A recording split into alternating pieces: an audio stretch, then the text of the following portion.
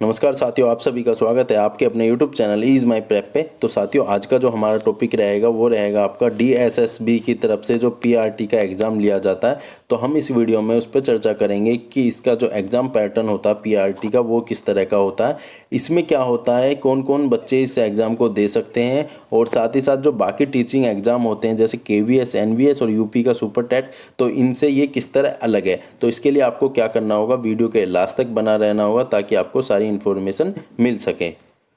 तो सबसे पहले मैं आपको बता देता हूं कि इस एग्ज़ाम को कौन लेता है। तो ये आपकी जो संस्था DSSB करके है, Delhi subordinate service selection board, Delhi अधीनस्थ सेवा चयन बोर्ड की तरफ से ये दिल्ली में PRT वाले टीचरों का एग्ज़ाम लिया जाता है। देखिए, इसके लिए आपने इनमें से एक कोर्स कर रखा हो जब भी आप इस एग्ज़ाम को दे सकते हैं, अदरवाइज़ नहीं दे सकते।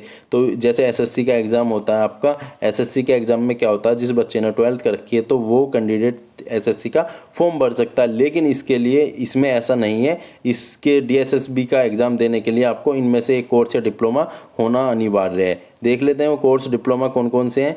तो आपने अगर दिल्ली से डाइट, JBT, यूपी से BTC, DLED या BELED करके एक वो होती है डिग्री कोर्स, अगर ये कर रखा है, साथ ही साथ अब BEd वालों को भी एलिजिबल करने की बात कर रहे हैं। तो अब मैं अगर आपसे कहूँ तो इनमें से आपने एक भी कोर्स या डिप्लोमा कर रखा हो, साथ में CTET का जो पेपर 1 क्लियर हो। इन कोर्स के बाद एक CTET का एग्ज़ाम लिया जाता है जो आपको क्वालिफाई करना ज़रूरी होता है, पेपर 1। तो अगर आपका ये दोनों कंप्लीट हैं तो उसके बाद आप इसका फॉर्म भर सकते हैं। तो पहली बात आपकी क्लियर हो जाती है। अब हम देख लेते हैं जो एग्ज़ाम का पैटर्न है उसको।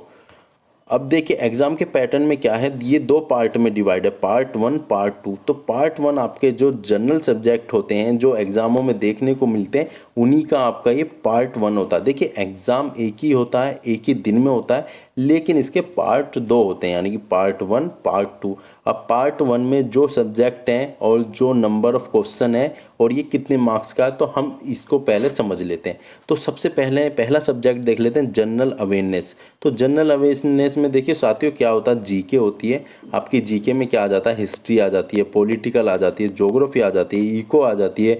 उसके बाद ये साइंस हो जाती है, साइंस एंड टेक्नोलॉजी हो जाती है, स्पोर्ट हो जाता है, और साथ में क्या आता है आपका करंट। तो अब ये जनरल अवेयरनेस में इतने सब्जेक्ट आपके बन के ये जनरल अवेयरनेस बनता है।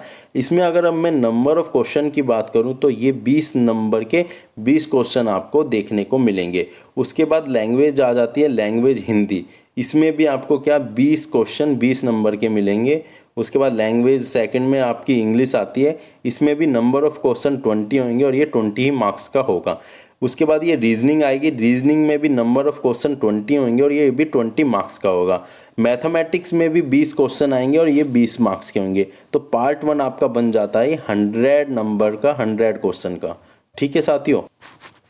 तो साथियों, पार्ट 1 आपका क्लियर हो जाता है। 5 सब्जेक्ट में आपको 100 क्वेश्चन मिलेंगे, 100 ही मार्क्स के मिलेंगे। तो अब इसके बाद हम चलते हैं पार्ट 2 पे। देखिए, पार्ट 2 क्या है, ये सब्जेक्टिव रिलेटिव क्वेश्चन होते हैं।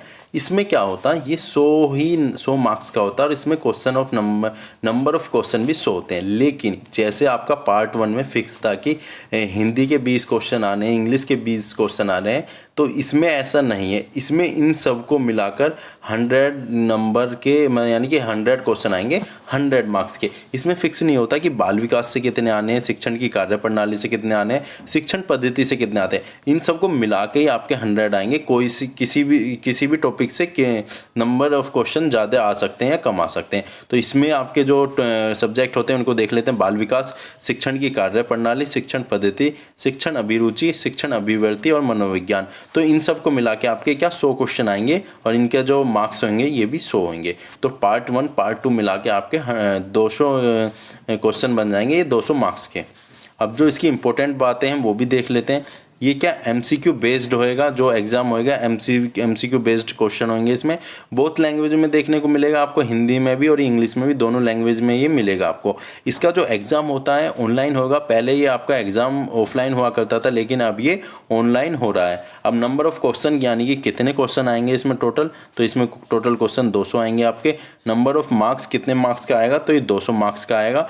इसकी जो टाइमिंग है सबसे ज़रूरी है। अब टाइमिंग कितनी है इसकी, टाइमिंग आपकी 2 आवर, यानी कि 2 घंटे का आपको टाइम दिया जाएगा। अगर मैं आपसे कहूँ 200 क्वेश्चन दिए जाएंगे आपको कितने 2 आवर में 120 मिनट में।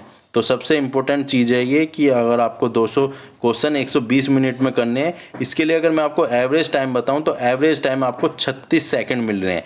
एक क्वेश्चन पे आपको अगर 200 के 200 क्वेश्चन आप अटैम्प्ट करते हो तो एक क्वेश्चन में सिर्फ आपके पास 36 सेकंड मिल रहे हैं। उसमें आपको 36 सेकंड में आपको क्वेश्चन पढ़ना भी है और अपना आंसर देना भी है और उसको OMR में करना भी है। तो 36 सेकंड में अगर आप 200 के 200 क्वेश्चन अटैम्प्ट करते हो, लेकिन 200 क्वेश्चन नहीं अटैम्प्ट करने आपको, क्योंकि इसमें क्या नेगेटिव मार्किंग होती है 1/4 की। यानी कि अगर आप 4 गलत जवाब देते हैं तो उसमें क्या आपने जो एक सही कर रखा था वो भी आपका गलत हो जाएगा। तो आपको जो क्वेश्चंस आते हो उन्हीं को आपको टिक करना है, लेकिन आपको ध्यान रखना है कि आपको कम से कम 130 से ज़्यादा ही क्वेश्चन करने हैं, क्योंकि इसमें जो कट ऑफ जाती है आपकी 130 से कम नहीं जाती, 130 से ऊपर ही आप इसकी कट ऑफ मान के चलेंगे। तो आपको मैंने सारी चीज़ें बता दी हैं, negative marking, timing, number of question, number of marks. इसके बाद भी देखिए साथियों, आपको कोई भी डाउट रह जाता है किसी भी प्रकार का तो आप हमें कमेंट करके बता सकते हैं। आपको क्या करना है, हमारे चैनल से जुड़ना और इस वीडियो को ज़्यादा से ज़्यादा